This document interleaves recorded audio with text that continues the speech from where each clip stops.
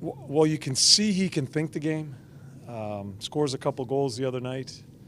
I thought has been impressive as far as his strength in the puck, willing to be in the areas to battle for pucks. So he's earned more time with us. Yeah. Am I right to say that you have gotten down your roster lower sooner than you did last year? Yes. Yes. And that's by design, of course. Yes. We want to work on our systems more this year. We feel there's going to be some new bodies in our team, within our lineup.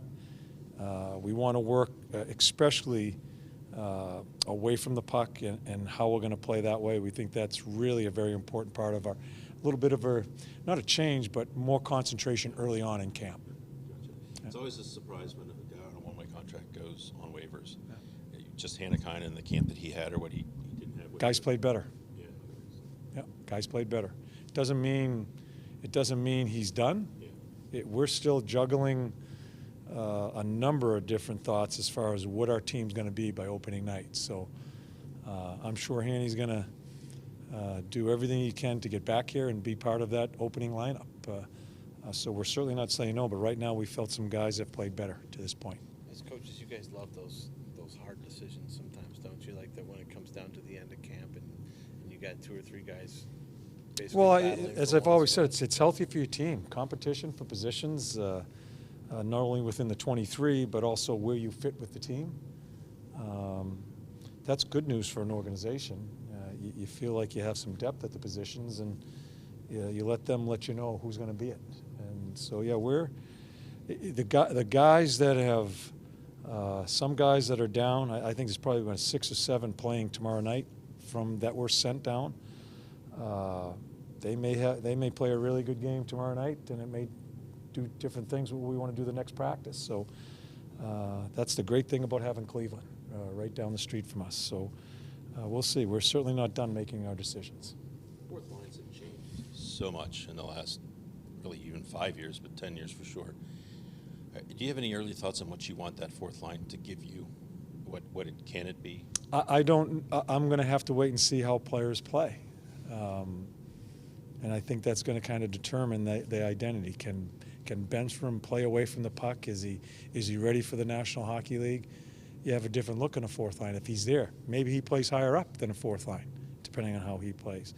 These are 3 pretty important games for a number of people. On our back end, as far as figuring out who we are, and the back end as far as our I would have to say our 6th defenseman, and what's our fourth line, and maybe even part of our third line, and who fits in the first 2 lines.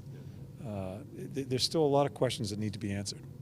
If you guys were to carry 8 defensemen, would you like to get it like a group of 6 that play pretty much all the time, or have it more fluid on that back? Depends end? how they play. Yeah.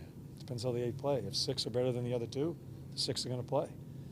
If it's a dogfight as far as one guy struggles and the other guy's ready to go, it all depends on how the players play. Playing with more structure, needing to be more sound away from the puck, does that make the hill even steeper for Sonny Milano? No, it doesn't. See, I think Sonny gets put in a box. I think we have to coach Sonny, and I think he's a very coachable kid. I think he gets jammed up a little bit in where the perception of what he is. I think he's a smart enough guy to understand how to play away from the puck. I think it's part of our responsibility is to teach him that part of the game. The most important thing with Sonny is he does not always have to make an offensive play every time he's on the ice. That's what puts him in a little bit of a jam. I think he understands positioning. It's when he has the puck and he's trying to make something out of nothing when he really shouldn't. That's the problem. And so, no, that's old for me as far as how everybody thinks he's kind of a goofball. You know, I think he's trying. I think he's been a good pro in scoring 14 goals one year and doesn't get a sniff last year. So, yeah, we're going to keep looking at him. But there's other people that have played pretty well here, too, that weren't with us last year. So, but he's in that group of trying to find a way to fill one of these lines.